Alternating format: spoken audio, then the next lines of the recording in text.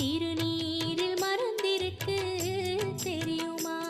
அதை தினம் அணிந்தால் புகழிருக்கு புரியுமா? கந்தன் திருநீரில் மறந்திருக்கு தெரியுமா? அதை தினம் அணிந்தால் புகழிருக்கு புரியுமா?